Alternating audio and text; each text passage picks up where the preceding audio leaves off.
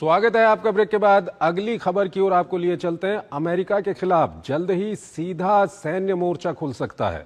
दरअसल अमेरिका ने वेनेजुएला के खिलाफ अपने युद्धपोत रवाना कर दिए हैं और यहां ड्रग कार्टेल के खिलाफ कार्रवाई की शुरुआत होने वाली है। लेकिन वेनेजुएला ने भी अमेरिकी सेनाओं के खिलाफ हथियार उठाने के संकेत दे दिए हैं और अपने हथियार तैनात कर लिए हैं। ऐसे में जल्द ही अमेरिका को एक ऐसे युद्ध में भाग लेना पड़ सकता है जिसमें अमेरिकी सेना सीधी लड़ाई लड़ेगी। ये रिपोर्ट देखिए। 6 महीने में 6 युद्ध रुकवाने का दावा करने वाले अमेरिका के राष्ट्रपति डोनाल्ड ट्रंप के खिलाफ युद्ध का नया मोर्चा खुलता दिखाई दे रहा है। उन्होंने वेनेजुएला के पास ड्रग कार्टेल के खिलाफ अभियान छेड़ा तो वेनेजुएला के राष्ट्रपति ने भी बराबर का जवाब देने की तैयारी की है।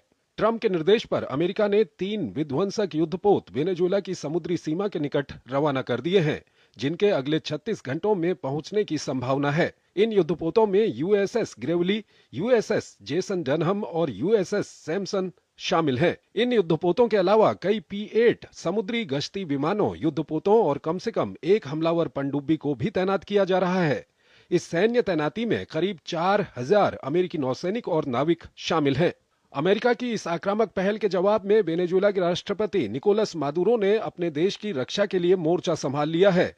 उन्होंने देश की जमीन, समुद्र और आकाश की रक्षा के लिए 45 लाख से अधिक मिलिशिया की तैनाती का ऐलान किया है। मादुरो ने कहा है कि वेनेजुएला की संप्रभुता से किसी हालत में समझौता नहीं किया जाएगा और अमेरिका की हर चुनौती का माकूल जवाब दिया जाएगा। ट्रंप और मादुरो की दुश्मनी कोई नई नहीं है। अभी हाल ही में मादुरो पर ड्रग माफिया का आरोप लगाते हुए उनके ऊपर $5 करोड़ का इनाम घोषित किया गया था।